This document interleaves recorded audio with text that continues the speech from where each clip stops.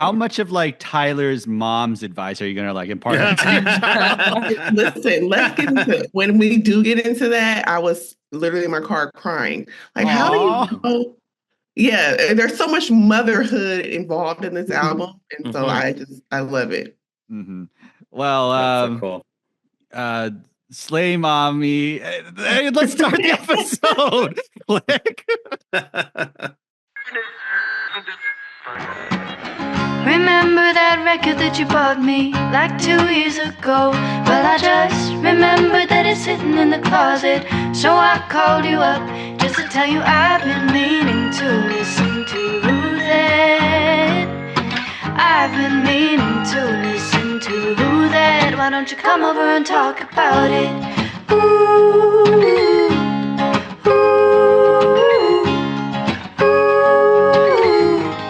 why don't you come over and talk about it? Yeah. But all right, everybody, welcome to the show. Welcome to I've Been Meaning to Listen to That, the podcast where we go through albums we've been meaning to listen to and use it as a conduit to learn about each other and our guests. And this is a fantastic time. I'm Andrew Ambrose Lee, by the way.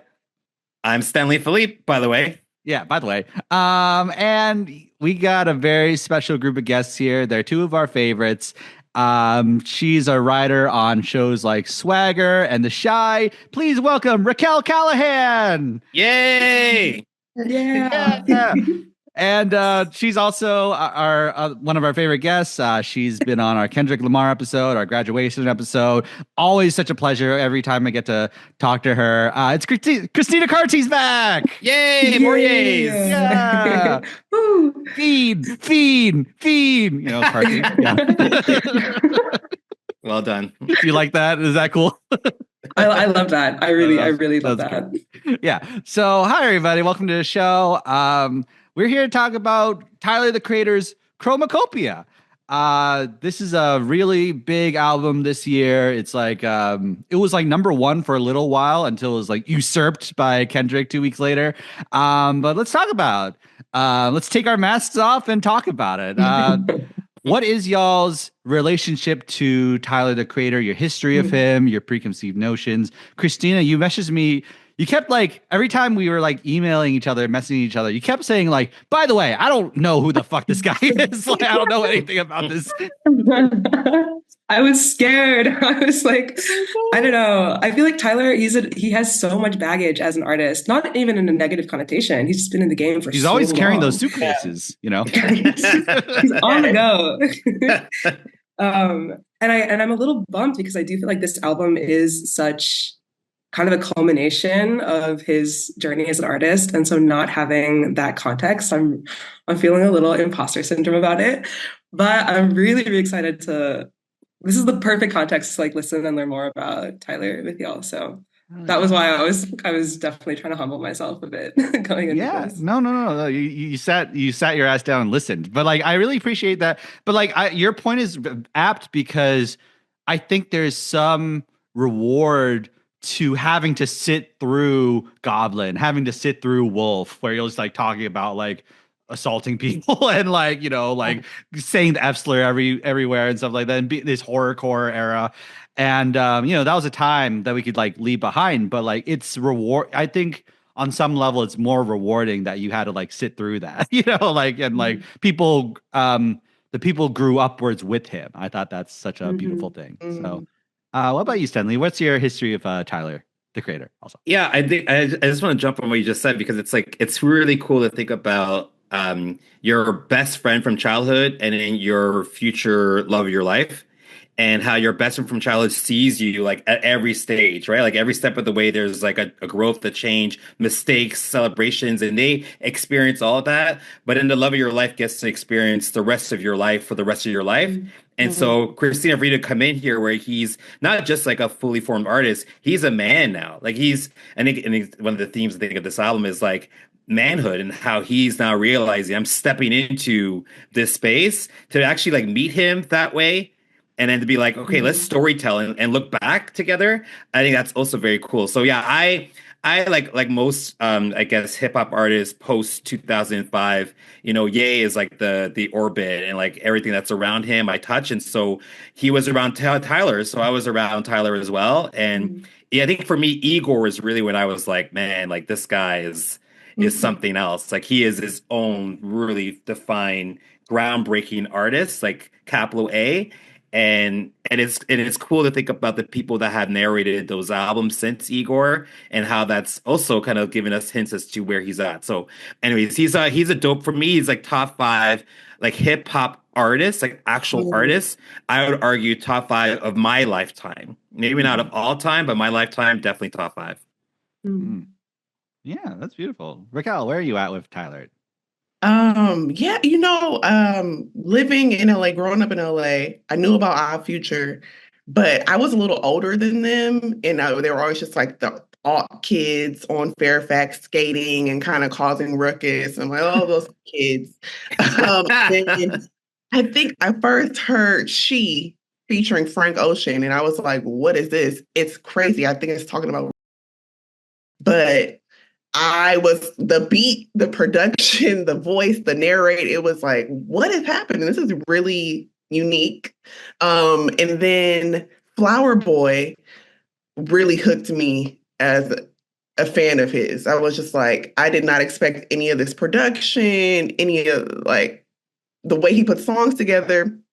I was in love. I was like, oh, this is great. He also gives me big Pharrell influence energy.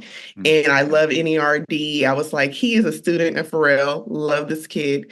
And then I kind of fell off with the other albums after that. But then for some, Call Me When You Get Lost, I was like, okay, I'm feeling some of this too. Because I think it coincides with him becoming more mature and everything kind of matching where I was in life. And so this one I was excited about when I saw him drop the post on Instagram. And at first I thought Daniel Caesar was Frank Ocean. And I was like, oh my God, is this a Frank feature? Like, what is going on? And then I listened to this album and I said, he's another level. Like he's really, really evolved so much. And I'm a huge, huge fan now. Yeah. For me, I knew of him in high school. It was like when I was starting to get into music, and Frank Ocean was my favorite artist at that time. I like Childish Gambino a lot too. And, but Tyler and Eminem, because I grew up very Christian and very like, not very exposed to a lot of secular media. I think those albums really like sort of opened my eyes to like really angry music, really like troubled and angry music. And I wasn't troubled and angry in that way, but I think I denied myself, I think I put on like a rosier exterior to cover up like, oh man, I was going through stuff at that time. And then so I was simultaneously like repelled by the material, and to this day still pretty repelled by it, but weirdly drawn to it, like the video of him eating the cockroach and the She video and like the Odd Future tape. I also just like really like the Odd Future group as just an idea of just like finding a bunch of like-minded folks to make music. And like most of those guys are still relevant today, like Lionel and Earl and Frank and like, pretty like huge Sid, still doing a lot of great stuff. And then just again, it's just there was Wolf. I wrote a review in high school. Don't read it. If you find it, don't read it. And then I think Cherry Bomb was the moment where his star could have passed, where it's like, okay, the Odd Future's moment's over and this is his last hurrah. He's going to fizzle out. But then he changed gears and matured and took the mask off for what he could do at that time.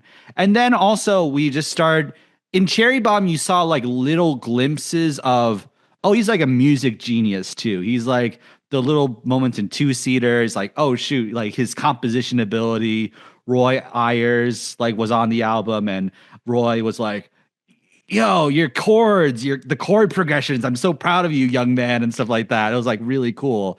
Yeah, and then just like, but Flower Boy was like his actualization in that mode. And ever since then, I feel like he's been on like a 4-album masterpiece run. I think they're really back to back to back great albums. I really honestly don't really listen to his old stuff very much at all. Like there are moments in Wolf where I'm like, oh, that chord progression is really cool. But yeah, he's just like a very inspiring figure. I'm really privileged and glad to live in the same era as him, to grow up alongside him, and like see.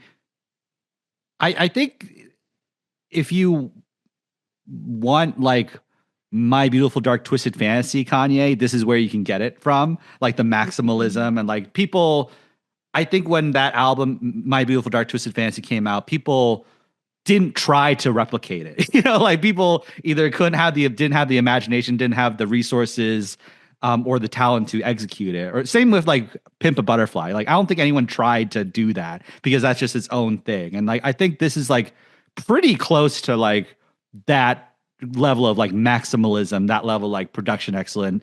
Except like this one, he's mostly producing himself. Like this one, he's mostly he's also just like technically a musical genius as well, instead of just like ideas and like like synthesizing ideas and putting them together like Ye does. He's an actual like music genius in the way he plays piano, and the ways he like synthesizes sounds. Like the way in Noid, I counted like 13 melodic passages / like movements in that song. Like it's ridiculous, and it's all somehow in concert together instead of like being like cacophonous.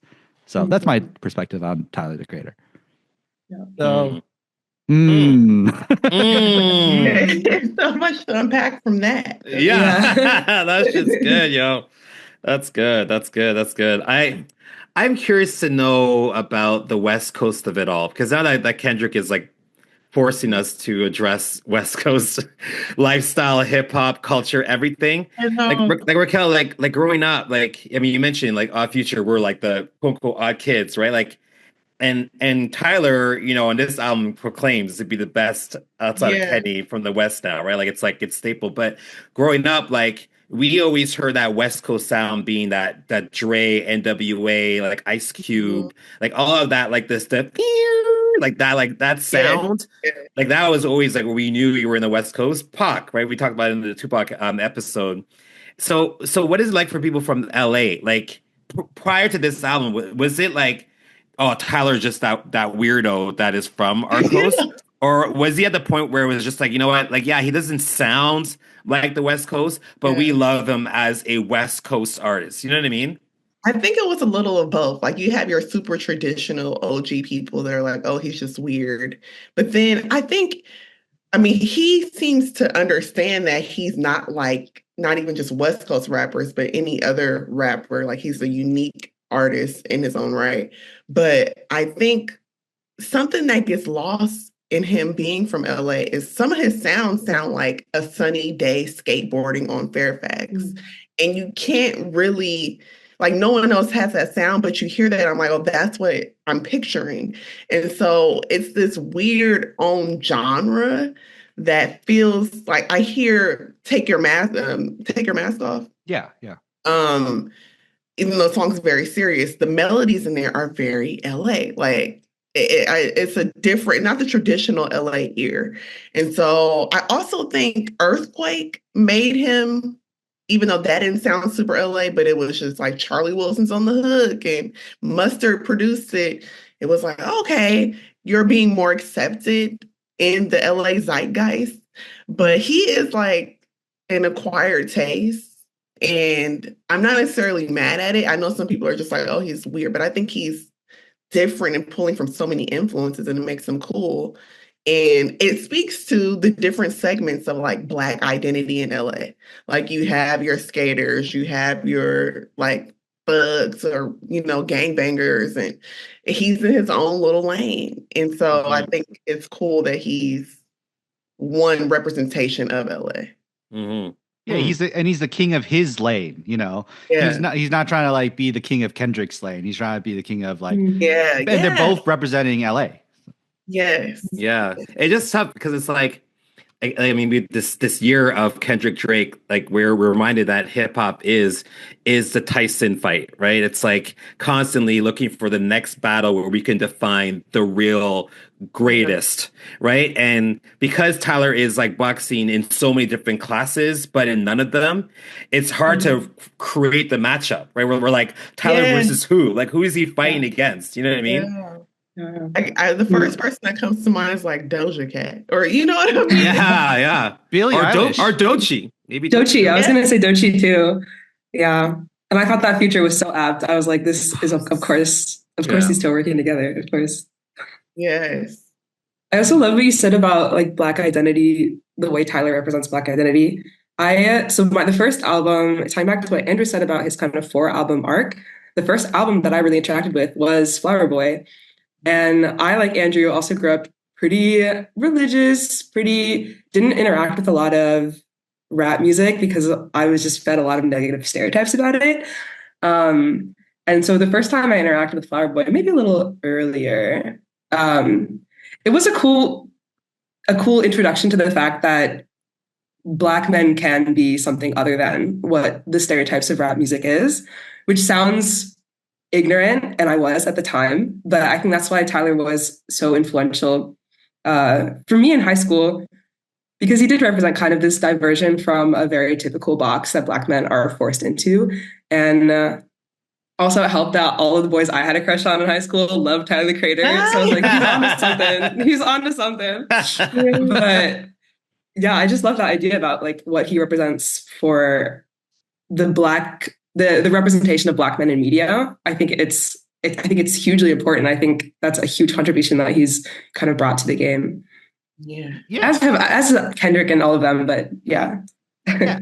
And it's also like the other important thing is like him as a queer man is a really, I think that framing changes his old albums in a lot of ways. In a way I haven't like unpacked fully, like, but the way he uses the F slur a lot, like we didn't know at the time and he didn't tell us, but like that coming from that and like him revealing that he was kissing white boys since 2004 and whatnot. That was there, like, and like I think he's like, you know, the thing I wrote about like that is like a lot of this album is like kind of since his father was not present in his life, like by his mother's choice, he had to glean masculinity from musical father figures like Pharrell and Quincy Jones and Virgil and his man. Like, Virgil's not a musician, but like Clancy and Kanye, and then older brother figures like Frank Ocean, Childish Gambino, Kendrick, who are like a little older than him, but like are paving the way a bit. And then like his sibling figures with Odd Future, and then I think like, but Tyler's ability to take it further, it's like really awesome that there's now an openly queer man in hip hop spaces that is accepted in the GOAT conversation. And we don't I don't think people think about it that hard. I don't think people, maybe because he's not always talking about like having sex with men like in this album a lot, really. Yeah, I actually wanted to bring that up with you all because it feels very hetero. This album feels very, and I don't know if it's because of the pregnancy story, like Hey Jane, but I'm wondering if he would have leaned more into that. Not that he needs to, just if it would have turned people off, or if he was like, I need to go this way to get wider success. I don't know. I agree with that. You say that. Go ahead, Christina. Sorry, I was gonna say because after this album, I was like, Tyler is 2 days away from dropping they them pronouns. I'm sure of it because of how much he plays. He plays so much with gender on this album, even just speaking from different point of views. But the vibe is definitely hetero. There was a couple of little lines I was like, Yeah. It's like I'm that in that bitch. And that bitch, that's also a line. Yeah. It's my favorite line of the whole album. It's a fire line. It's so good. again, it plays into what you were talking about with the stereotypes surrounding Black men, right? Like it's like you said, Racquel, like the safety net of hey y'all, I'm going to be telling you true stories, but we're going to talk about losing a child and me having sex with a woman and then having to go through that process, because it almost like disarms us into saying like, oh, okay, like we can all fully engage, quote unquote, fully engage in this conversation, versus that moment on Funk Flex, like I think it was 6 years ago, where he did this freestyle and he was talking about having sex with Funk Flex, and Funk Flex is like, whoa, Tyler, what do you say, Tyler? Like it's just like, and then like for a lot of like hip hop heads, like again that stereotype, or almost that like that mask that you have to put on of the hardness because of the way structures are set up and society set up and everything, but also because there's a fear of not being accepted if you are fully yourself, no matter what yourself is. And Tyler, I think the big theme of this is like him trying to fully accept who he is in the hopes that we will do that too. And then reckoning with like the role that his mom played in allowing himself and not allowing himself to be fully a man, because of her, like that plot twist of like, oh, by the way, your daddy wasn't around. And it's not because of the stereotype of Black men not being there. I was the one who said like, fuck off. Yeah. Like I caused that, and that for me was just like a, whoa, like what the hell? Like that moment was massive, Mm-hmm. Yeah, let's get into themes. Like let's talk about it. Let's build off of that. What do you say are the themes of this album? I mean, everybody. Silence is a theme. Yeah. Manhood, right? Coming into manhood, 1,000%. Even though he's a few years younger than me, but I think there was like some delayed adolescence. And obviously, when you're rich and famous, you can have whatever, you don't want to stop. And I think Darling Eye, right? It's a good, I don't say that's adolescence, but he's just like not trying to settle down. And at the same time, coming to terms with like, I'm getting older. Like, aging, things aren't the same. What is my life going to be 20 years from now? It feels very, very reflective in sort of the midlife crisis kind of way. Aging mortality, for sure. Mortality seems to be staring him in the face through his mom and himself. And it feels like that really motivated all these introspective storytelling moments. Yeah, I'll let somebody else jump in. The key, the dramatic center of the album, and probably what the moment that spurred the inspiration for this whole album is the Hey Jane song, where he was faced with the choice to either abandon this child, like have an abortion, or become a dad, and like he was faced with this concept of creating a little Tyler, basically. And like maybe I think it's just like, when he talks about forever, I think it's not literally forever. He's talking about the end of his life. He's talking about like the rest of my life. If I choose to stay with this woman and raise this child with her, then that is going to be a thing that's going to hold me down the rest of my life. And I could still be a creator. I could still like make music, but that is a thing that is going to like be a part of my life for the rest of my life. And like, I'm not ready for that.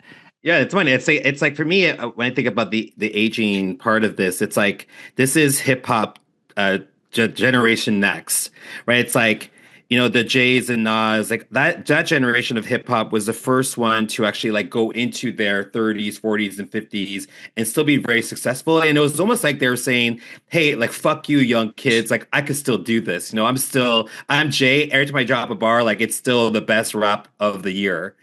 And then this generation of like the childish generation, now they're kind of saying like, hey, we are doing the work on ourselves and we're going to actually showcase that work. And that work involves a lot of introspection and a lot of thinking about moments Whereas the rappers before kind of Jay and before this generation, it was like you were whatever you were typecast by the industry, that's all you're allowed to be, right? Like 50 is forever what up gangster. Like he's always that guy. And he can never actually get out of that. Like 50 can't drop an album talking about, well, you know, my investments aren't doing as well as I thought they would. And I'm thinking about, well, what about my kid? Like he can't drop that, right? Because he's caught in that. Yeah. Eminem can never stop rapping about stupidity. Right, like he just can't. But free him, like free Eminem, like let him rap about something that's actually like relevant to like a 55-year-old dude. Like, but Tyler and Childish, I'm thinking about Childish a lot because these two are like the race cars, right? The lead cars in this race of rap. They are able to say like, listen, like creatively we're growing. You know, we are having families. We're having real conversations with our loved ones. We're trying to navigate like what the meaning of life is. And we're going to just put that out there and you may ignore it, but it's there if you need it. You know, it's like that safety net. Like, I think that's the theme, like the safety net of having his mom like help to narrate this, the safety net of having rap music, allowing people and artists to be artists, the safety net of like not worrying about this failing because he's still like 30 million in. Right? He's still a 30-year-old with 30 mil. So fuck you if you don't like this. You know what I mean? Like it's just a very like safety net place. And so the mask can come off when you feel safe that you're not going to fall completely, you know? Mm-hmm. That's such an interesting chicken versus egg situation for me. Is it the fact that Eminem can't rap about anything other than essentially being Eminem because of the industry, or because he just never tried it? Because I feel like Tyler and Childish, even Kendrick to a certain level, I feel like there's a very big fuck you to the industry. I'm going to do and say what I want. I'm going to create the image for myself that I want. And so on the one hand, I feel like they created the space where they can rap and talk about these issues. But at the same time, I do feel it's so generational. I feel like Gen Z is very into, you know, therapy rap. And that's something that the boomers could never handle. You know, they weren't ready for it. So it's like a weird, in my head, it's just a funny cycle that kind of, what's the word? Like pushes itself along, I guess. Mm-hmm. And I think the safety net of being grown and mature for whatever Tyler is, you know, like he's still like very childish in this album. He's like, he calls himself like a baby and a little boy so many times on this album. It's like really interesting. But like the safety of him being grown allows him to take the news of his mom, the revelation at the end of what's it called? Like him, you know, that revelation at the end, to take that in stride on some level and forgive his mom. And like that's like I think it's like understated in the discussion of this album how massive that is. Like that, like the anger, it opens up so many questions. Like, should the anger he directed at his dad the entire time in his career be directed at his mom now? Like, how like isn't that like cowardly to like shield yourself in that way and like lie by omission? Like, is his dad dead? Like, do you not have like a picture of him? Like, can you like locate him now that you know this? Like, but like there's like a level of, because he's accepted himself, because he's like taken the masks off and opened himself up to the world, opened it up in terms of his sexuality, in terms of like his upbringing, in terms of all that stuff, in terms of like being successful and like having that security. He like basically the next song is him going like bah. Yes. Yes. And it's just like, I won't judge mommy, you know, just like he forgives her like so fast. Like like there's like and like also his mom doesn't seem to be, the tone in her confession is a little like suspect. There's a little bit of like, forgive me, I'm sorry. You're supposed to like, she's saying the things you're supposed to say, but like the tone is like, feels a little like more stilted than the rest of her narrations, which feel very authentic and feel very, oh yeah, that's Tyler's mother. Yeah, like, you know. Yes. Yeah. Yeah, I just love that sequence of like him to balloons, because it's just, what do you do when you get this news, right? It's either you throw a party or you put your mask back on. You're like, ah. Like, yeah. you know, and don't you just like, yeah, I'll fuck with both of those versions. I'm here for it. You know what I mean? Like it is great sequencing. Yeah. The same with Judge Judy to Sticky.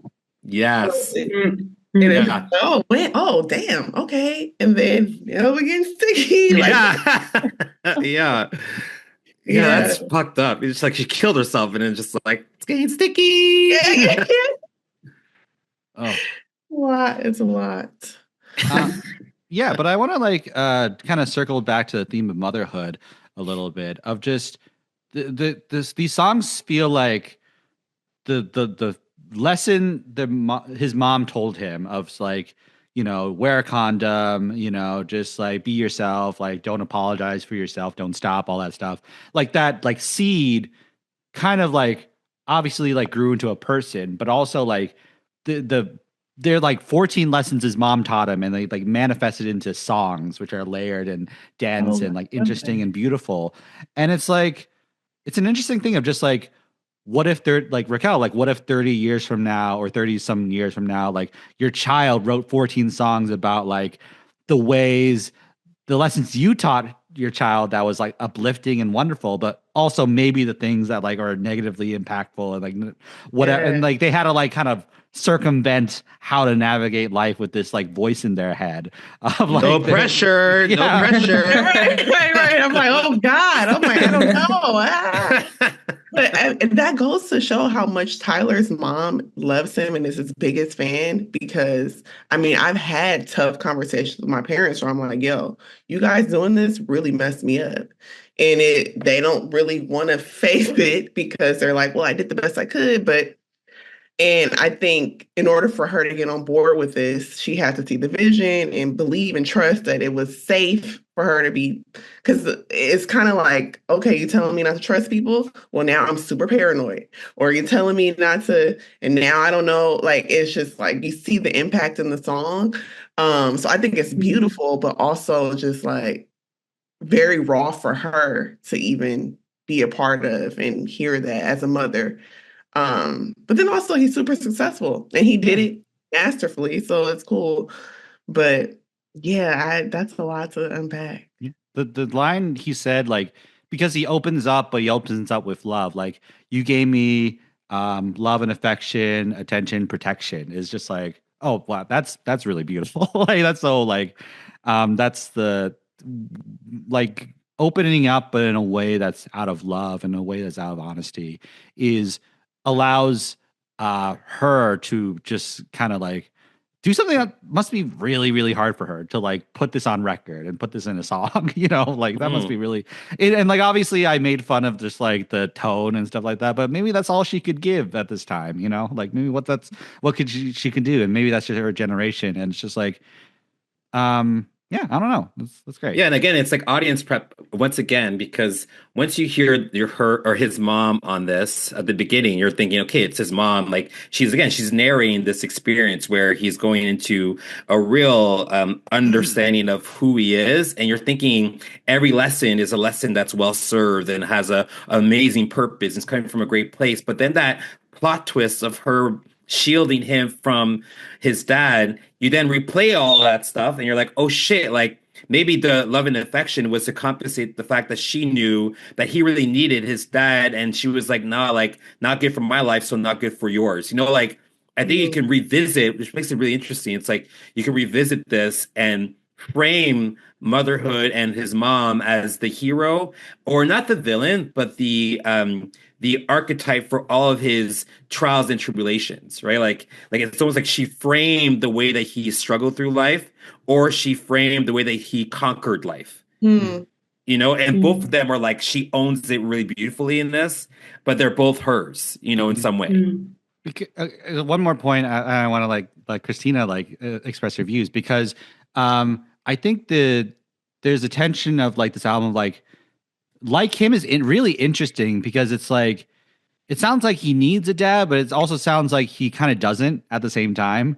And then in this album, the split is between the security and fulfillment of having a family versus following your bliss and being an artist and expressing whatever and like getting your awards and like blazing a trail in fashion, all that stuff, but being kind of sad and kind of lonely the entire time. Like there it feels like there's like he's like facing that more and more as he gets older. Like as he sees his mother's hands and he's like, I could give my mother a grandchild or I could do this, like, it's like there's every day he's like, offered the crossroads until one day he won't be offered that crossroad anymore. Mm-hmm. And it's fucking him up a little bit, but it's also like, he's also like, by revealing more and more of himself and taking the mask off and like expressing his feelings, he's like more and more comfortable with the fact that he's not making that choice every day. He's more and more comfortable with his just like how he's living. He kind of doesn't change in the album.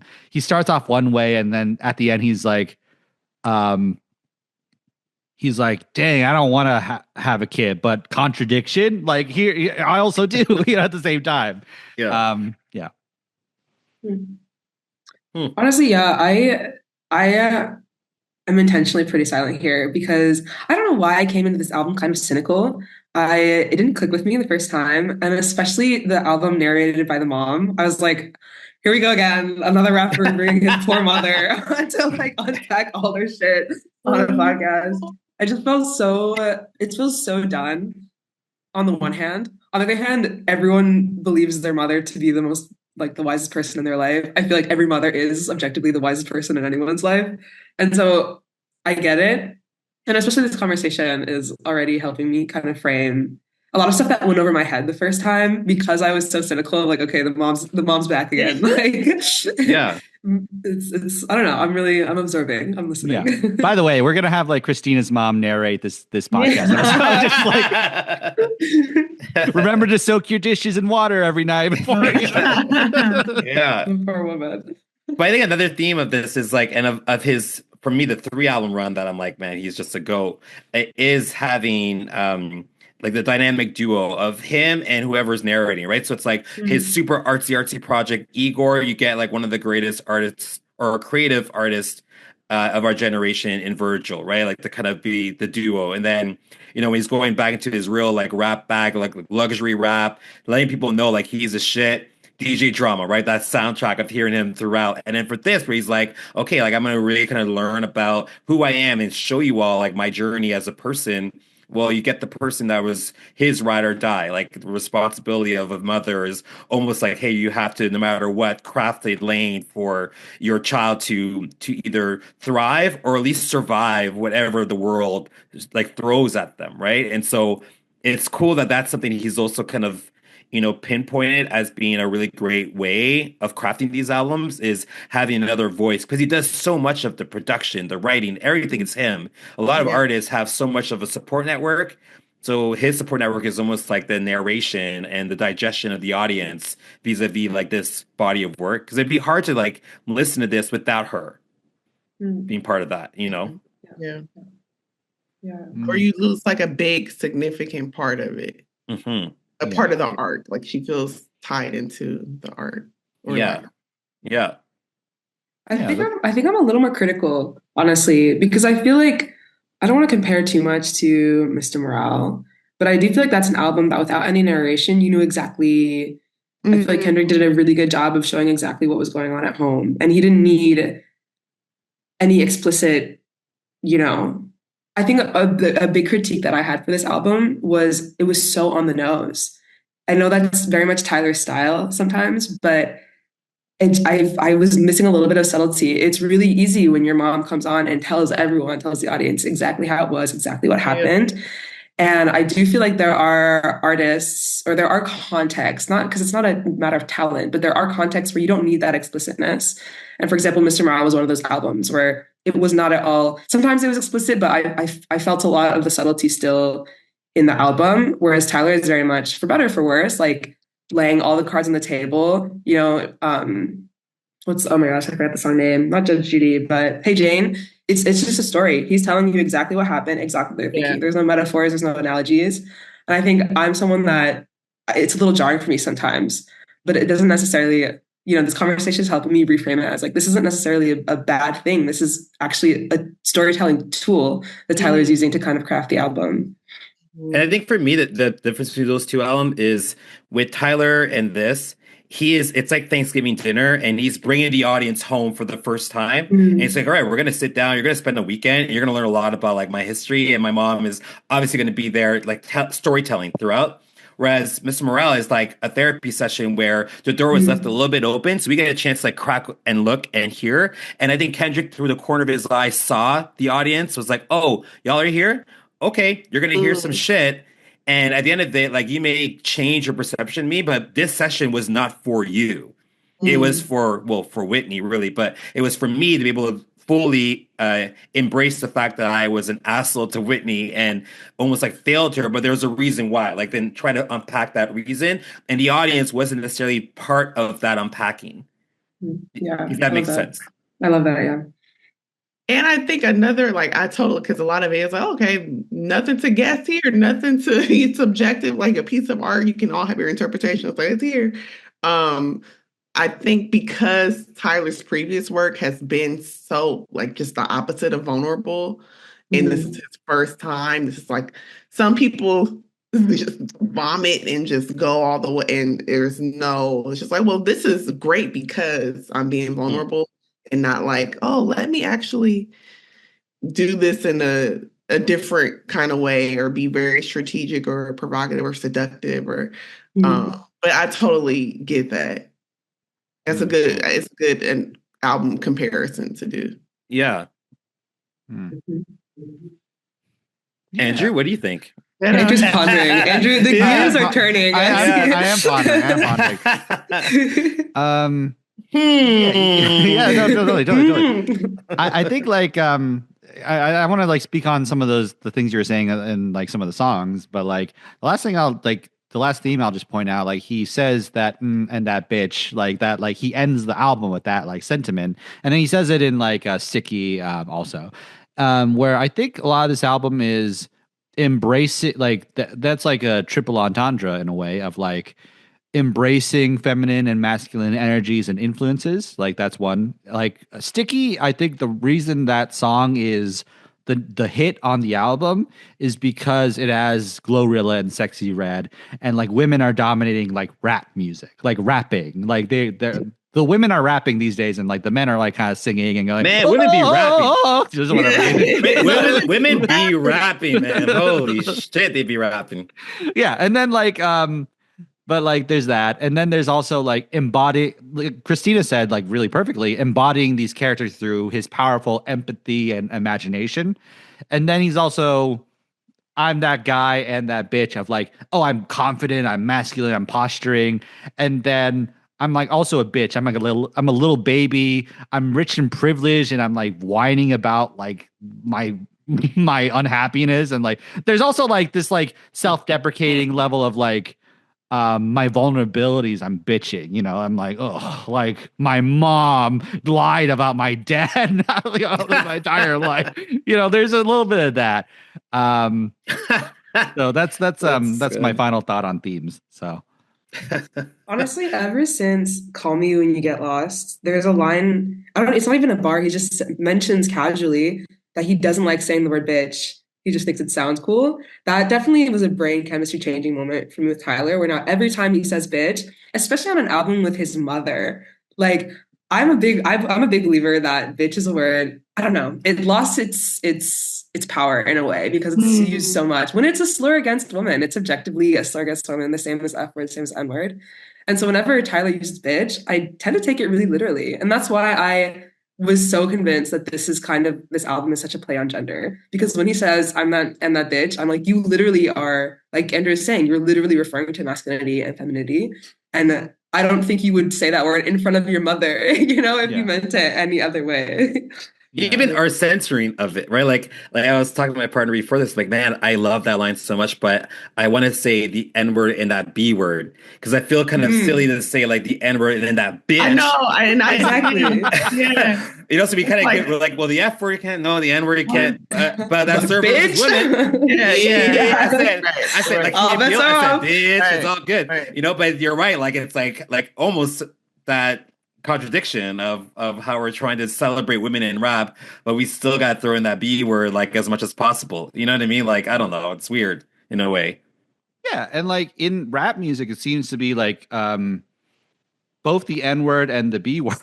Like are like are we switching now to like they're like owning those words that were negative in the past, like, and they're like owning them as like positive things of just like and obviously there's like intersectionality when it's like a female rapper doing that too, like, you know, just like using those two words. So I think it's I don't know what to make of it. I just think it's like a really interesting like this album is like very progressive in a lot of ways. Like he has a very trolly sort of like, you know, like he occasionally like rails against cancel culture and like, oh brother, like occasionally, but like this album is like really progressive. He's like talking about abortion, he's talking about like female pleasure, he's talking about like you know, polyamory and all that stuff. It's like really progressive in a really interesting way. So I want to talk about that a little later. The way he approached like him, the father story, because sure, we know how many, especially Black men, don't have a relationship with their dad, but it was approached with care and not like, you suck, I hate you, and I still made it without you. Like, it was a little tender and again, just vulnerable. And I think because of where he's been in his career, to see him be this version of vulnerable is really like, wow, okay, you are maturing. Mm-hmm.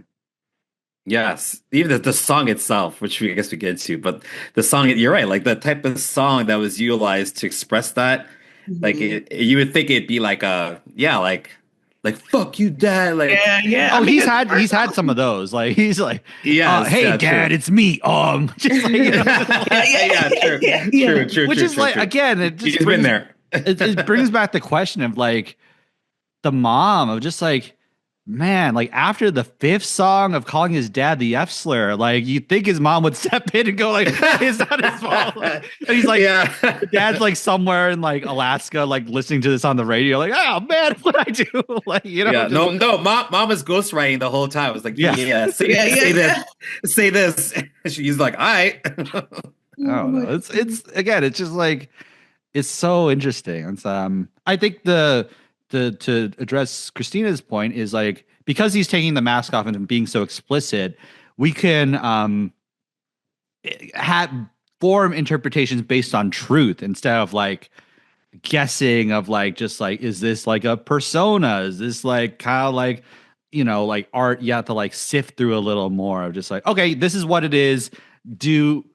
Eat this how you want to eat this, basically. Yes. Yeah. Mm-hmm. So let's go through some highlight songs. What's a highlight song from this album that you want to talk about? I hate to be a basic bitch, but I love Sticky. I'm sorry. It's my favorite. When I heard it going viral on Instagram, I was like, fuck, it's now embarrassing for me to love this song. But it's like, there's a reason. And I think, Andrew, you're so right. For me, it's the features that, and it's not even one of those songs that sometimes the features are better than the artist. It's exactly what Andrew's saying. The way that Tyler strategically uses the features, mixed in with his own voice, his own production. I do love me Glorilla. She's definitely one of my favorite artists right now. So Sticky, and just musically, it's such a good. Love that song. It builds. There's a lot of building. Yeah. Like, then he gets to the crescendo, and it's just sonically, it's amazing. Mm-hmm. And it was funny. I was chatting with my roommates who are French. You know, there's that repetitive like this hit, and they kept saying like, "Oh yeah, it sounds like a car door being slammed or whatever." And it was funny because they totally missed. To me, I was thinking of cheerleaders on the bleacher, you know, and with the trumpets, it was giving marching, it was giving Friday Night Football. And obviously it's a cultural reference that my French roommates were like, they had no. I had to explain like, you know, the bleachers, the metal thing, like, but it is such an homage to, you know, and it's a recurring theme on the album. He's talking about his past loves, you know, the high school vibe of it all. It kind of ties into this bigger theme. Yes. Yeah, this sounds like a high school cypher, right? It's like you're right, like right before the football game, like people getting together and the crowd like like just getting even more hyper, the building of it all, like, and every verse is just so much. It's more fun. It's just like purity when it comes to rap music, right? Like it's just a very easy way to digest a theme and then just build on the musicality behind it, you know. Yeah. Mhm. And I think this song just shows he could do like he's just like so versatile. He could make a hit, he could do rapidy rap, he could be conceptual and introspective, and he could do like braggadocio like no one else. Like really. Yeah. Like Yeah. I like the way that the chords are built for HBCUs and like, you know, all around. I like the I think the reason women are dominating rap is one, because they're taking like the art of rap more seriously, and two, like they're having fun. Like they're having fun is I think what people are looking for. Like Megan Thee Stallion's music is very fun, even though like some of the subject matter is pretty rough. Like like she's made like Cobra is a pretty like sad song and such, and like there's some really sad songs on that album. But like when you think of Megan Thee Stallion, you think about just fun. You think about just like Zumba class and whatever. You know, you think Yeah, Sexy Red's verse is very like, girl, you just got in there and like did a little 1-2. Yes. But it's great. I like it. Like, She had 10 minutes. She had 10 minutes in the studio. She just went off. Oh, so good. Also just like this is very, very, very straight observation. I feel like people are glomming onto Tyler as a pivot away from Drake, you know, a little bit of like you got like you know, you got Sexy Red here, you got like what's his name, Lil Yachty's going on tour with Tyler and such. I think like they're like, this ship is sinking, gotta move over here. You know, like that's a big mistake. Yeah. Don't do it.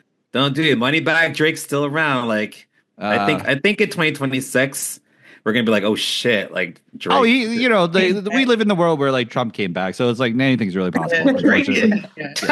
So, what's crazier, Trump come back or Drake come back? Oh my god, what a question! Drake is like the head of transportation now. Like that's his job. OVO trains or whatever. He's the ambassador to Canada. It's like, I'm back. Oh, brother. Okay, so Christina, Racquel, what's a highlight for you? Oh gosh. I want to see every time the highlight question comes up on these episodes, I want to do like 3, but I have different ones. You could stack them, and then we could like pull those threads. I would say the production, again, the building on Saint Chroma in the chorus, like literally it moves me to tears and it feels like I can do anything. Like feeling the fire. And maybe because I've been in a creative rut and he's like, don't forget who you are. His mom is like, don't you forget who you are. Never let no one dim your light. I'm like, yeah, like it's true. So motivating. And then Daniel Caesar's feature, like it's a beautiful song, a great entry and the marching. And it's like, yeah, like the energy is there. Also, the Hey Jane empathy, like I'm like, Tyler, which women were you talking to when you wrote the second verse? Because there were so many specifics of the woman's experience being pregnant. I was just like, applaud to you for getting so deep in your empathy bag. Those thoughts that cross your mind when you're pregnant, I hadn't even had a chance to have those thoughts because I wanted to get pregnant. But being in a space where it's like, yo, maybe I don't want to, and all of those things that go through your mind, he laid that all out there and it made me emotional. Like, oh my God, yeah, all that does cross your mind, and your boobs are getting bigger, and you do want a 10-piece. Like, it's just like, so specific, and I love it. Yeah, to that point, like, some folks like go through an experience like Hey Jane, like they live it, but they don't have the imagination to go back and put the words together to like, and the specificity and like the empathy and the foresight and insight to execute that, like write that out so excellently. Yeah. And maybe too, I think sometimes I miss that kind of storytelling where it's just like, walk me through, like just I can see it all played out in my head. And I wasn't expecting that from him, especially on that kind of topic. So I was like, okay, yeah, I'm here. I get it. And I'm also new mom, so I'm just like, oh my God, yeah. And then similarly, Take Your Mask Off. It's very like, okay, we know these, like, be yourself, right? Don't hide behind these masks. Obviously, that's a huge thing for the visuals of this album. I love that he's talking about himself in the last verse. But the second to last verse about being a mom, I'm like, again, who are you talking to? Because this is how I feel. Like, everything is amazing. Everyone's like, oh my God, I'm so happy for you. This is perfect on the outside. But I'm going crazy in here. And I have no time to even go crazy because it's just, again, I didn't know that he was so connected to the women's experience like that. And it really, really touched me for where I'm at in life. And I just like sonically how that song sounds too. It has a little throwback East Coast sound. LaToya Williams was like a super low key West Coast artist.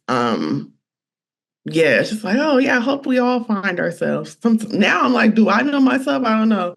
Am I past? Like existential crisis induced by yeah, exactly. He's overcome the traditional norms and the issues that these three characters are facing with seeming ease. Like the idea of like not pretending to be like someone you're not like being a queer person and then being trapped in a family you resent and stuff like that. He's like somehow like circumvent those things like just by the core that his mother gave him in a way. And then he goes in at himself and it reminds me of Justin Hunt coming on our episode and saying like, how can I comment on whether or not Tupac did too much or Outkast did too little if I can't even relate to what it's like to open up to people, so I think this like it'd be easy I think the fourth verse is so essential because it's easy to go look at these other fucking losers who can't even open up. And then he's like, I think his fourth verse isn't like self-hatred. You would expect it to be kind of that. There's a little bit of just like, but he's more just like holding himself accountable, like to his like failures and his like just his selfishness and like his flaws in a way that's like really brave and really wonderful. And very inspiring too. Yeah, and Racquel, what you said about the conversations, I think what happens with a lot of other artists is artists are like, oh, conceptually, I want to have this conversation on record with three different perspectives. And it doesn't sound kind of genuine because it's like clearly an attempt at creating a moment on record. But it feels like Tyler, like you said, like Tyler was having conversations like these things. And I was listening to Cole Kushner talk about this album, his first impression. He's like, it's interesting that it took him 3 years to craft this one, whereas usually it's like a 2-year sequence that he's been playing with. And so that extra year, I imagine he was having a lot of conversations with his mom and just people around him that we don't know, right? Not the celebrity folks, but the people he grew up with that he's just like, hey, where are you at? And then really kind of comparing some of the stories and retelling things. And the fact that he was actually like listening to other people share their stories. So mothers, what they're going through in his life, it made him, I would imagine, be able to go on record and now talk about that perspective because it's not just his perspective and his assumption. It's actually like relaying the message from actual mothers and what they're going through, I was like, did he have a focus group? What's going on? Yes. Yeah. And I think there's something to be said about having your experiences reflected back at you from someone who is not like you at all. There's obviously beauty in like, oh, an Asian man talking about being an Asian man. I could like, that's great. That is wonderful. But someone else from some other background relaying my experience back to me is really special. Like really, and opens the world up in a really beautiful way. Like, yes. Especially with how misogynistic his stuff has been in the past. It's just like, oh, wow, look at you now. Okay. Yeah. Yeah, it's beautiful. It's great. Stanley, what's a highlight for you? Yeah, mine is Tomorrow. Tomorrow. Tomorrow. Oh, Canada. Oh shit. I hope you take your mask off. Stanley's trying to be vulnerable. I'm Canadian, nope. Eh? Yeah, so tomorrow. Okay, so yeah, I love tomorrow. The first line. Okay, so my mother's hands don't look the same. These jet black strands are turning gray. I'm gonna cry. My best friend's mom passed away. And it makes you realize like time is timing, right? And like as you go through life, you're like, oh shit, like the person that you've envisioned in a certain way for so long then transforms before you know it. And you're like, did I do enough?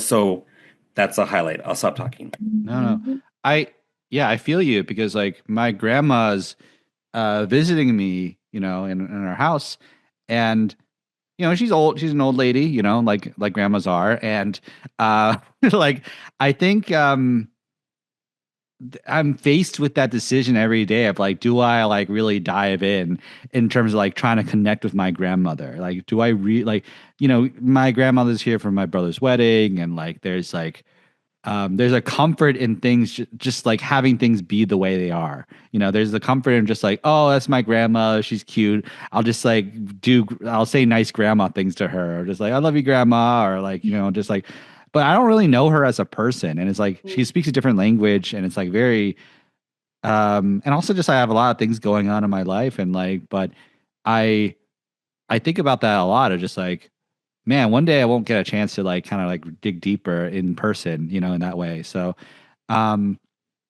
I think like time, like the way time changes you and the world, whether or not you choose to change or not, is a really and like, I think by having someone else, watching someone else age, someone else you love age, puts that in perspective in a different way than yourself. Like just like watching yourself age as a 30-something-year-old, Mm-hmm.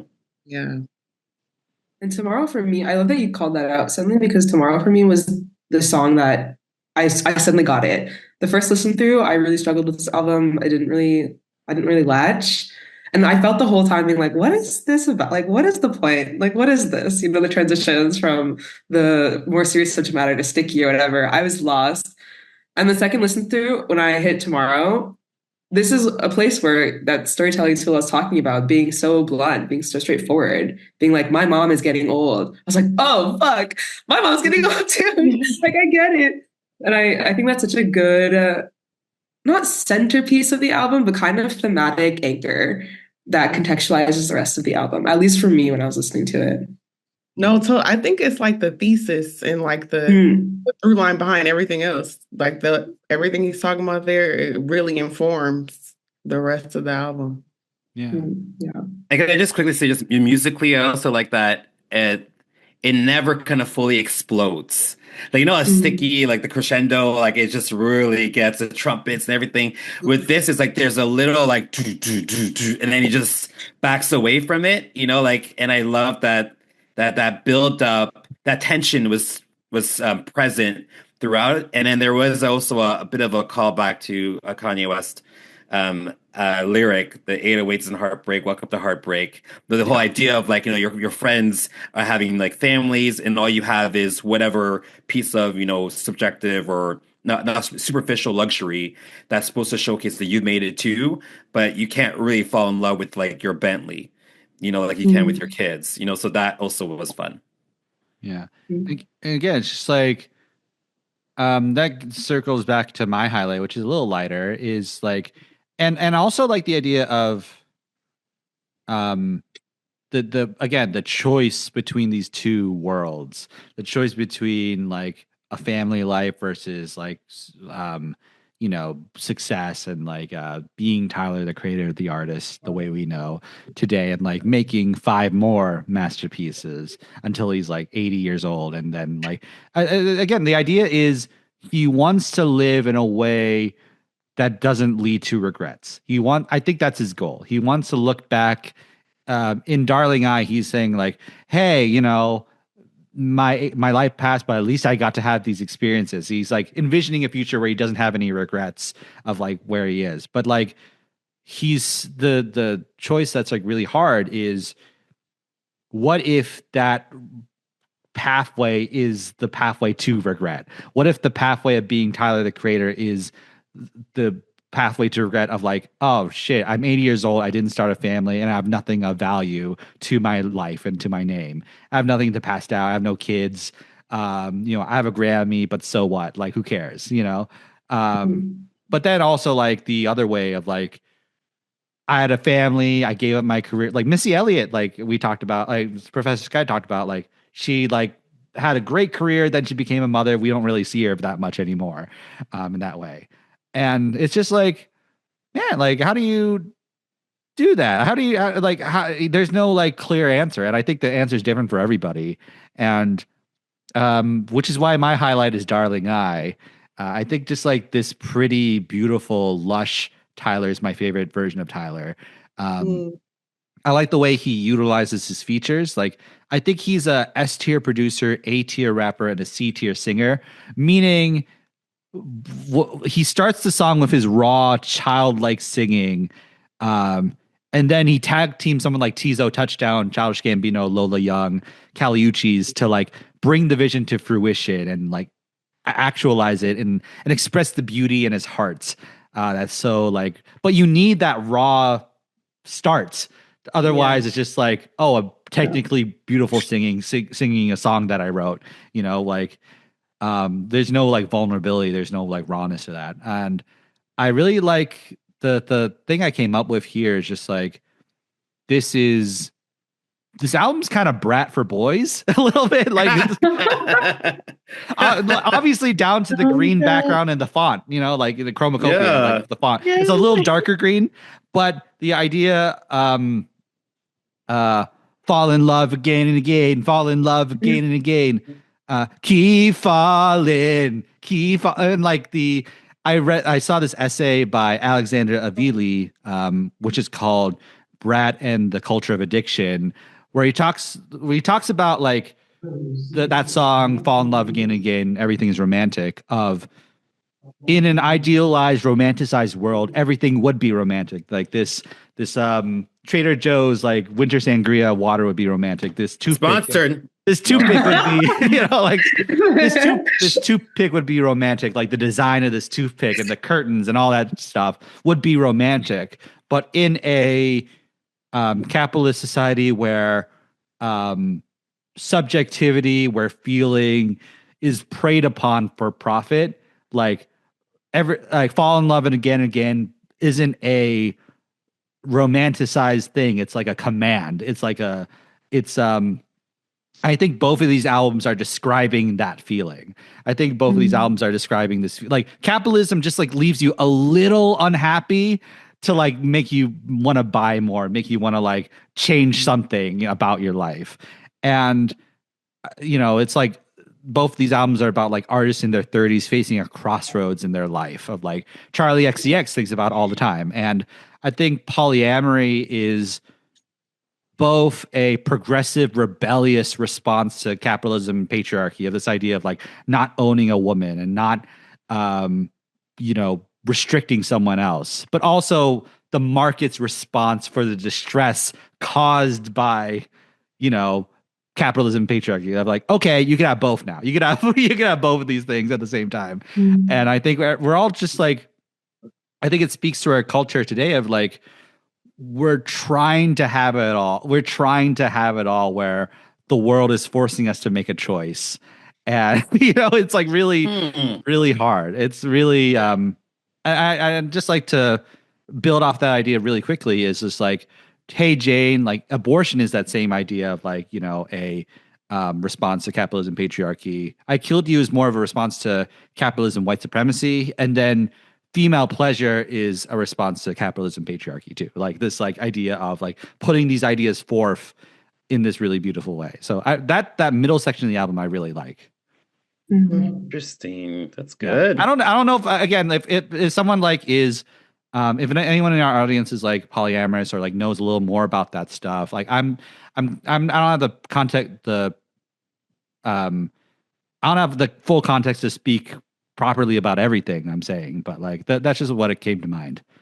I think it's just a really interesting issue about polyamory in the context of capitalism. I've never thought about it like that. I don't even remember what track that is that Tyler's talking about, how like he can't be with one person forever. He doesn't want to choose. I forget what track that is. Duh. Sorry. I was listening. I'm sorry. But I don't know if I completely agree that the world wants us to make a choice. I think that capitalism works so well because we can't decide. And so we need to have it all. And we need to have all the hobbies. And we need to have all the lovers. And we need to have all the sexual experiences. And I think that constant insatiability is what keeps this overconsumption induced by capitalism going. Mm-hmm. And I feel like I really felt identified with those lyrics in Darling I don't know if I identify as polyamorous, but I feel like a lot of people have that question of like, is it wrong for me to want to explore the world in its fullest? You know, is it wrong for me to want to have all of these experiences with all of these people? Does that make me inherently bad? I don't know. I just felt really seen somehow in those, especially as a young person. I feel like also as Gen Z, we're also very want everything, want it all. And it can be demonized, but at the same time, it's kind of beautiful in my eyes. It's like we really see the full spectrum of life and we don't want to be restricted to one corner of it, you know? Mm-hmm. Mm-hmm. Yeah. See, my interpretation as an old man is that like your generation has so little that you just fantasize about having everything all the time. So and then you're like, well, real life sucks. So let me just live in the fantasy of having everything all the time. And then if you can create a life where you can have access to all the choices, then you somehow have won the game of life. Whereas like our generation was like, if you are a good boy, you follow the rules, then you'll get the slice that you're supposed to get and have the house you're supposed to have and have the dog you're supposed to have and then retire the way you're, you know, like we kind of like, we're like, capitalism is gonna work, we promise you. And then y'all are realizing that shit's bullshit now. It doesn't work at all. So you're like, fuck it, let me just do what I want to do. Try to get like game the system as much as possible and not restrict my experiences, because why the fuck would I? Like, what's the benefit of restriction for your generation? There's no benefit. It's a very like rule breaking mentality for sure. Yeah.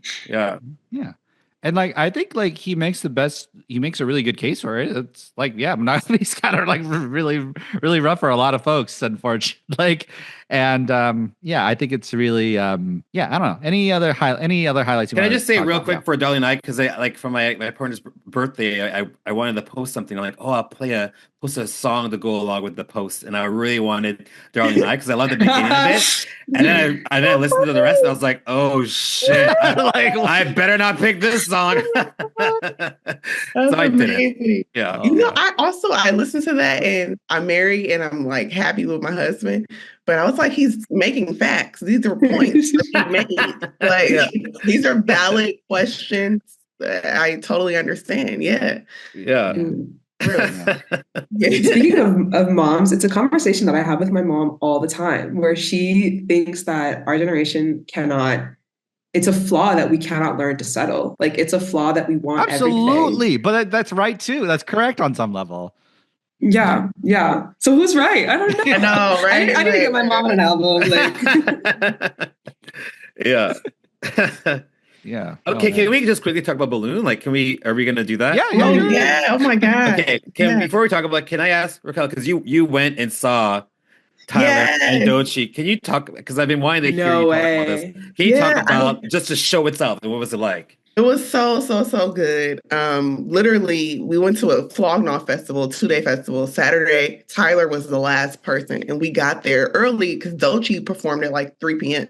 So we saw her perform solo. Her stage presence is amazing. She's a star. Okay, breath work, everything top notch. And then we waited, like bodies hurting, freezing cold, waiting for Tyler. He came out, gave us. He performed the first 4 songs on Chromakopia back to like as if he was going to perform the whole album, then did some old stuff. And then he went back to Chromakopia. Sexy Red came out. They did a dance routine together. It was so they were both twerking. And then he did Balloons. And then Doechii like rises from the stage in her like schoolgirl outfit. It was just their energy. I literally watched them and I said they need to make a joint mixtape album, something, because they totally match each other. Like, it was just like we see each other, we get each other. It was great. It was amazing. God, I was so jealous. I was like, oh man, it looks like so much fun. Like, just a fun show. It was. He's great. I'm like, am I getting tickets to Chromakopia tour? I don't know. I haven't. It was very good. It was great. I like that she's given the penultimate verse, like to provide the tension release from Like Him, like to like she's the center, like crescendo of the song that we kind of didn't quite get from Like Him. Like there is a crescendo in Like Him, but it's kind of deflated immediately of just like the revelation, and then she just successfully like builds the energy and the tension until like the energy goes out like a queef. I fucking love that line so much. Oh, it's so good. And again, the Mr. Morale of it all, right? Like I think with Mr. Morale, like, I mean, he literally says it, stop tap dancing around the conversation. So like Kendrick was, I think the reason why it was hard to digest was he was just like, I'm going to give you these fucking vegetables. You're going to eat these greens and like really get like healthy, even if you don't want to. Whereas Tyler was like, this is Thanksgiving, right? So he knows you need that extra gravy sometimes, right? You need that pie to flush out all the whatever goodness you might have consumed. So this balloon it really pops, right? Like it actually like explodes after you've had this revelation. Like, what the fuck? It's like watching your auntie, your uncle like argue, and you're like, oh, this is getting awkward. And if someone comes in and it's just like, just like the comedian of the family comes in at the right time, and this comes in at the right time. And like Doechii for me is like, yes, like she has superstar. Like I know, like I don't want to compare her to Nicki, but like when Nicki did Monster, you're like, oh yes, this is not a female rapper. This is like a GOAT artist. And Doechii on this, you're like, oh yes, like that energy, that Tyler energy is so unique. There is another one that's actually out there that can do this, you know? Yeah. I like the line about like I don't need a range when I got an airboat. I don't need a plane when because the airboat float. The idea of like she's like in the middle range of like wealth. Just like she's like I don't need middle class rap. Yeah, no, like upper middle class. Like I don't need like the highest thing. I just like I like this airboat. This is pretty cool. Any other highlights you want to show? I guess let's start with lowlights now. Like let's shout out some lowlights that we can return to some straight observations and like songs we like and such. But lowlights of the album a little bit. Thought it was dead. It's not like it's not like that it's a low light per se. It's just like I know again, and we talked about this on what album? Was it Childish? Just an album we were talking about this where sometimes like songs it's Jay-Z. Sometimes songs I think fit better as singles than as like part of the album. And for me, I know it probably fits, but for me, when I'm listening to this and I go tomorrow, I'm happy to skip right to Like Him. Like you got me in this mood. I'm happy to actually like stay there and then go to Balloon, then to kind of break through and then go into a Schoolboy Q moment that is sick. Like Schoolboy's so good, but I don't want to be there. I don't want to be there right now. Like you've got me in a different space altogether. So maybe it's a placement on the album, but for me, it's a little bit of a low light. Oh, I like the idea of like having Schoolboy and Childish on the album, like two artists we thought were dead in terms of just like they haven't made anything in like 5 years or so. Like they're just like kind of, I think that's an interesting idea. I think this is his best rapping ever. Like this is like his best, like just like the braggadocio and like the, I got too much drive on a terabyte. Like, why am I filled with this hate? Got freedom in every way. You want to take what I got, but you don't got what it takes. It's just like such a bar. I said this, I made this note about Ratata. Like he's rapping with the confidence of someone who pulled off Call Me If You Get Lost. He's rapping with the confidence of like saying like, hey, I made a rap album to prove I could rap. Because like they nominated me for rap album for Igor, where I'm not rapping because they're racist, So I made a rap album to prove that I could rap, and then now I have the confidence to rap even better because I proved that I could rap on that prior album. So I think that's a cool. Like it's so cool. So did you like? Did anyone like the Playboy Carty version of it though? There's like a Playboy Carty version. Yeah, I didn't your brother, by the way, Christina. Yeah, the family group chat's been a little dead lately. Yes, funny. My two children, Christina and Playboy. Playboy, Christina and Playboy. Yeah, there's just something about the names together that really just rolled off the tongue. Anyways, that's brilliant. Yeah. Feed. Okay, so like what if Playboy Carty is your actual roommate in France? Like he's actually there right now. Would that be so funny? Like he didn't get the reference to he's the French roommate I'm talking about, yeah. Yeah. it's Playboy Carty, yeah. Did anyone have any highlights? Lowlights though. They're just like, I don't like that. I think the sequencing, to Stenley's point of Thought I Was Dead, it feels better up near Ratatata Annoyed because he's on like a bit of a braggadocious, because it feels like he starts there and then slowly starts to get more introspective. So for me, it kind of takes me out of it too. And okay, I Killed You, everything he's saying, obsessed, love it down, amazing, great, but it was just like, whoa, okay, now we're talking about natural hair. Like, I don't know, not that everything has to be so. Yeah, it's a detour. It certainly is a detour. I was like, okay, was not expecting that. I had to read the lyrics to make sure he wasn't talking about killing something else. And I loved it. I was like, oh yeah, straightening our hair. No, yeah, pride in our hair, but it just took me out. I feel that. Yeah. Yeah. And some of this too reminds me of what I think of Kendrick when we talked about Damn and how it's like, oh, the braggadocious stuff, that's a low light to me. And I think here, because he's getting into deeper things, when it veers more braggadocious, I'm like, because I'm like primed for all the deeper stuff, but it's still good rapping. Production is phenomenal across the board. Yeah. Honestly, I do kind of fuck with that sequencing though, because I feel like it's very representative of how. So again, this is reflective of my context with Tyler, but he, for me, like the last two tracks of him that I've been obsessed with has been Cash in, Cash Out and Crack Era. These are these two very braggadocious, tracks. And so in my head, and especially after Call Me If You Get Lost, in my head, the latest version of Tyler is this like tough, not tough guy, but, kind of goofy, cocky. And when I think of someone like that opening up, what is kind of the trajectory? It is you kind of slowly descend into getting more vulnerable. But there is a very, at least I just all the time, where suddenly you're at your most vulnerable point, and then you're like, but it's fine though. Actually, whatever. Yeah. There is this kind of, I feel that in conversation with people sometimes. I feel that in the way I express myself, where suddenly you got too deep and you have to just jerk your way out of it.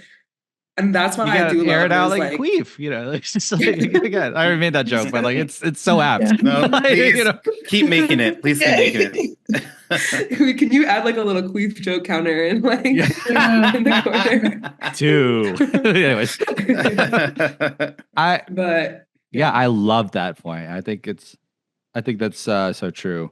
I think my low light is occasionally the maximalism. Like there's just there's like one or two instances where a little too much. Like just like I think I would have liked like one session with Rick Rubin, just like one session where like, hey, let's take this out. Like let's take this out so it'll be a little more impactful. I think like the sex noises at the end of Judge Judy is just like a little too uncomfortable. Like it just like. I love the ending chord. I love that, and just like him going, it's like, it feels like a little uncomfortable. It feels like a queef. It sure does. But I do love that song. That the middle section with Childish Gambino's vocals, like with the breakdown, is so gorgeous. I listen to that part all the time. So, that's my main low light. It's just like, okay, I think just like reducing it a little bit in some points, but like there are moments where it really, really works. The maximalism, like Sticky, I think that's the perfect execution of maximalism. Yeah, for me, it's like if you're gonna go grandiose, you have to go grandiose. Like if you're gonna, it's just like dark fantasy, right? Like the reason why we work is just like Kanye was just like, I'm gonna throw all this shit, and you're just gonna have to respect the genius. And like I like the idea of like, okay, for this exercise, like I'm gonna throw so much at you that you just have to kind of digest it. Like you can't even say Whereas like a Yeezus, like the Rubin effect of like the minimalism of it all makes it a bit more compact and more purposeful. But then sometimes you don't want purpose; you just want to get sticky. You know what I mean? And like, and then that's where you get that result. So I get what you're saying, but I think it does play like a huge part of the success of the album. Right. That's why I said like one session, just like like have him pass through it one time. Yeah. Judge Judy was also a low light for me. I did not like that grew on me so much. Really? I just like Judge Judy. I was like, and that's why I like. But I love. I think it was Andrew that said earlier that Tyler knows he's not a vocalist, and that's also why I love his Tiny Desk. His Tiny Desk is top 3 Tiny Desks for me because he has 2 of the objectively best background vocalists on Tiny Desk I've ever heard. And then he's like he's doing his little crooning thing. And the juxtaposition is so nice. But on Judge Judy, I was like, I'm hearing too much of Tyler. I'm hearing too much of your voice that I just objectively don't really fuck with. So I got a little tired of it, but I respected the vision. I think why it works for me is because that is so like the first time you listen, so unpleasant that the fact that I like the song, love the song now is a feat. The fact that like listening to it over and over again and like it has Judy like it like in the middle like is such a feat that like I like the song like it and like the environment he creates, the Childish Gambino, like again just the middle section where after the second and third verse is just so beautiful. I think also little like headcanon for me. I see sequentially, I think like Hey Jane takes place in between verse 2 and 3 of Judge Judy, where like the Hey Jane moment happens and then she leaves, at the end and like thanks him and such, well, that's what I think, but I don't know if that's intentional. Like,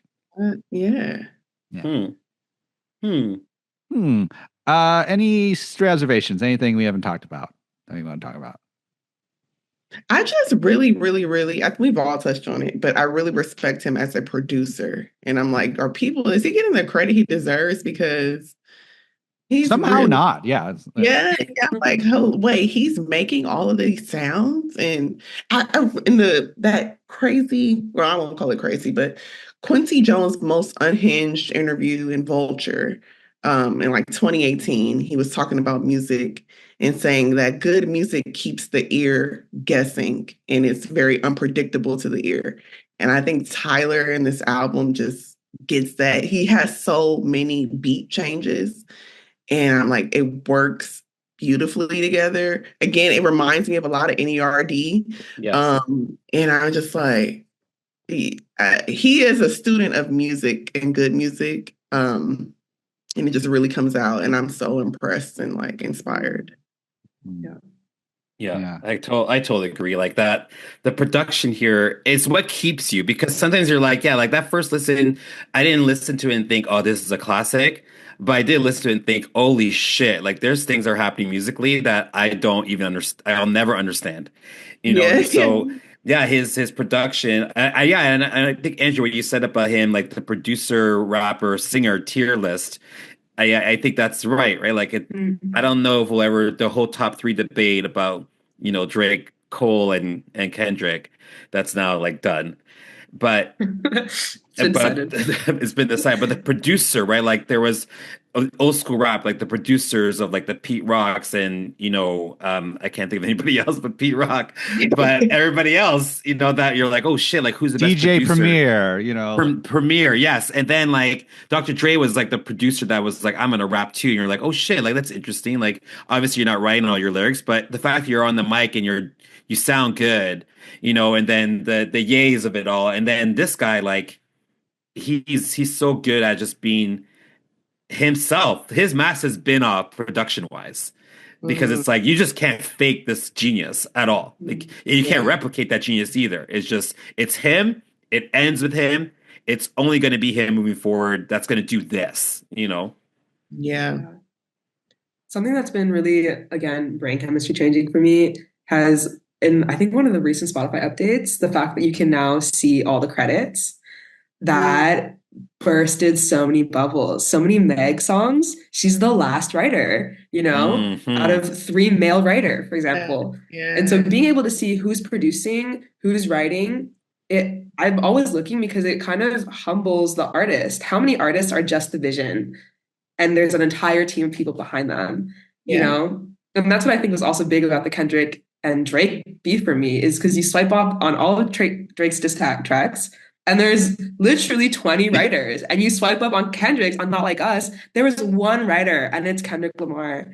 And so I think the fact that Tyler is the whole package, especially for me now, and I think also in general, as access to data and all that stuff is getting more I guess accessible, it fucking matters. It makes a huge difference. It really tempers the respect for the artist when you realize, before we assumed that all the artists were the whole package, now we're seeing more and more it's not true. But Tyler doesn't have to be worried because he is, he's the whole package. He's he's the closest to an auteur we have in music, I think. Like the auteur doesn't mean he does it by himself, but he is the visionary of all and the executor of all the, and a good portion is him, doing most of it, And I think it's I imagine it's Tyler writing the melody for Childish to execute on, Childish Gambino or Tizo to execute on, rather than,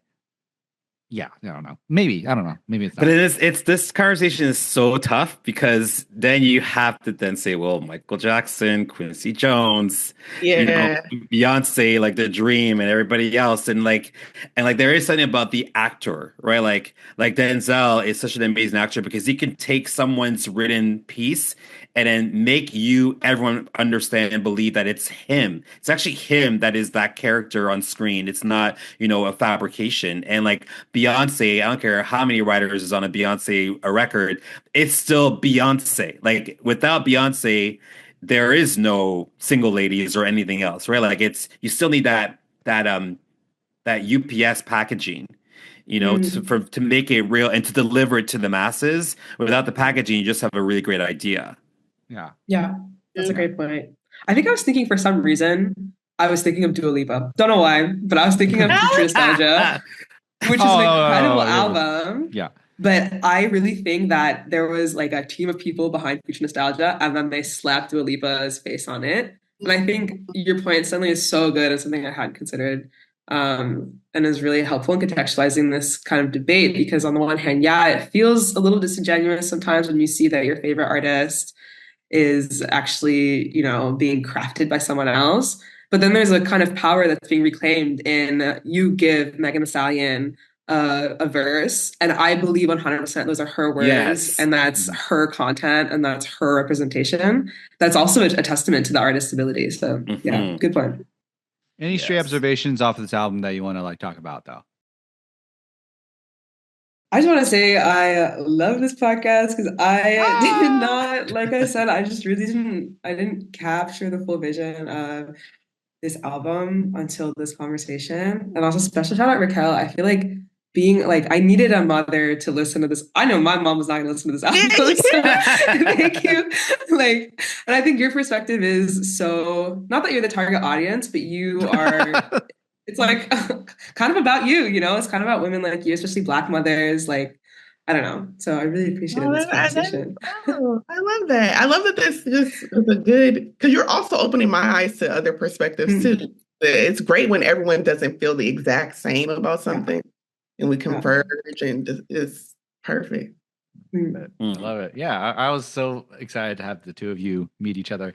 For that reason. And I think just stray observation is the use of ad libs and the use of backing vocals are just so fun and awesome. Just in Ra-Ta-Ta, where he's yang yang yang yang, just talking about I'm a bona fide face seed box muncher, just and then he's yang yang yang. Oh, so funny. And and then right after, in case you didn't get the point, he's I want that pussy in the back. In case I was too subtle for you. Speaking of on the nose. Yeah. Right. So good. I like that. I like, and to to highlight the line about like, and crib so big I need a diaper and a sippy cup, and he's like, wah! He's just like, ad lib there, so funny. And like the point about I was making about the masculine feminine energies kind of being presented in this album, like when he goes like woof, like I think he like does that to like exude masculine energy, and then when the backing vocals are like hey, like those are the recurring like backing vocals. That's like the feminine energy. Yeah. And so it's like another like through line with the album I thought was really awesome. I love those hays because it's kind of like ratchet party hay. Mm-hmm. It's just like, yeah, we need those people in the mix. Yeah. Doing the Lord's work while you're throwing it back on some dude you'll never talk to again. Especially in Sticky, like the Chromakopia! So good. I love it. Yeah. I love it too. So, okay. The ways, so let's go through final thoughts and ratings. The way this works is we'll rate this album out of 10 with a fun metric at the end. Who would like to go first?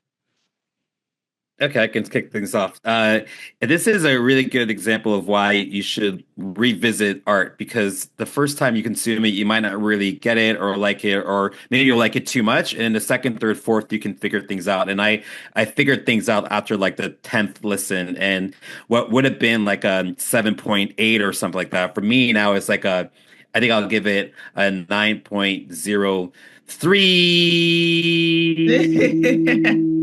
You read a book on me out of 10. I think going off of that, I mean, this conversation was really important for me and I appreciate the album a lot more, but I still feel too close to that initial reaction. That was kind of like, yeah, it's a fun Tyler album. I really enjoy the fun parts, the more serious parts. It's not really what I wanted. Again, because I was listening to like Crack Era with Mexa Cream, and like, so I really wanted that hype Tyler. And so the slower parts, while I do appreciate them so much more now, still pulled me a little bit out of what I wanted from the album. And given that, I would put this at like I think I started it at like a 7.3, and now I'm sitting closer to like, I would say a very solid 8. A solid 8 N-words and B-words. Oh, yeah. I love that. That's a lot. It's a lot of N-words and B-words. Yeah. That whole analysis really like, it made me look in the mirror myself, because I definitely said N-word and bitch. So now we got to make this. I think I'm a really big fan of how much it hits me for where I am right now. And I was not expecting that from him. And just sonically, I'm obsessed. So I give it 9 LaFerraris. He's always saying that word. And I'm like, okay, we get it. Yeah, Ferrari. But it's kind of funny to me. Yeah. I also think like, absolutely. This is an album that grows on you. And when I was like listening to it for the first few times, I'm like, this is great. I wouldn't put this in like the top tier of his discography even, or a masterpiece. But like the fact that he put it out on a Monday, like, is very intentional. Like, he wanted this album to like last beyond just like here's your slop, piggies, like, here's some more content for you. Like, I think he wanted us to chew on this. He wanted this to be an album that's a fixture of your life, an album that grows along with you, an album that you can give you vocabulary as you go through your life, of just like when you notice people's hands and whatever, or like when you like, I don't know, like try to understand like people who are going through the situations that are presented in this album. I think it's beautiful. I also think it's just like the production is just like top tier. It feels that some of this feels like that Kanye shaped hole that I was missing for a while. It certainly is like pretty. I think you could like spend like years just on like enjoying the production. I think you could just spend years just enjoying this as a musical piece, but I think occasionally the point of Christina was bringing up about the fact that it's a funny person confessing their truth that makes me like it. That makes it a little like, I feel you pulling back just a little bit where I want you to go further. That I'm like, that's my only like sticking points. But other than that, the hooks are sticky. I really appreciate the honesty. I really appreciate the perspective on the perspective, empathy, imagination, and grace he presents. So I'm gonna give this 9 diapers and a sippy cup. Wah! Out of 10.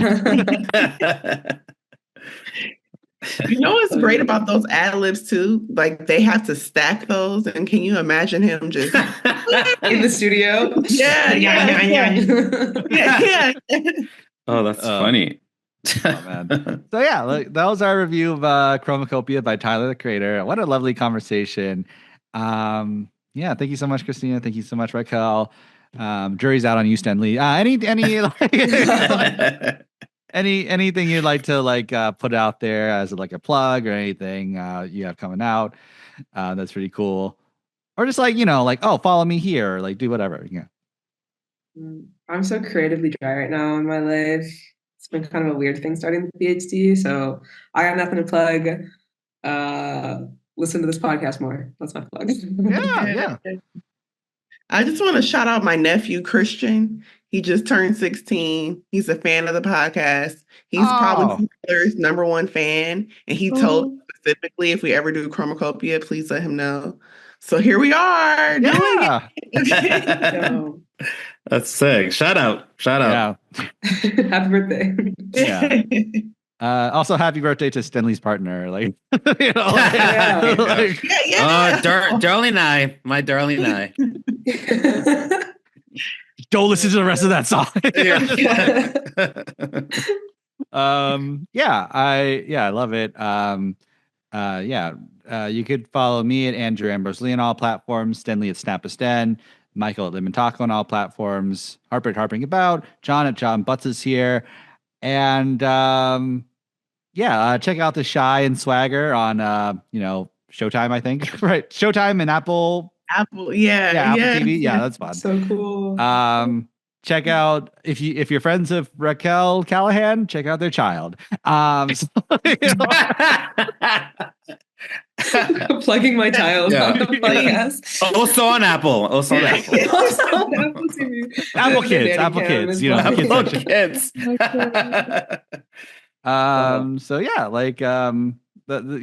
We love you guys, Racquel, Christina. You guys inspire me and just like make me feel so validated, like doing this show, and like, oh, these are conversations I want to have. This is the art I want to create. So I really, really, really love and appreciate y'all. And wait, can we commit to doing Kendrick GNX? Can we do Kendrick like? Because I'm thinking about doing it like in January. Like I'm thinking about recording that episode in January. Oh man, we're around the. We don't have to like put this in the episode, but like just like a thing we could talk about. Like so. Let's just say yes, y'all. Let's just commit to it. Let's do it. Yes, I love making like the PhD student like commit to things. Yes, it's okay. Honestly, come on, Christina, squabble up. Yeah.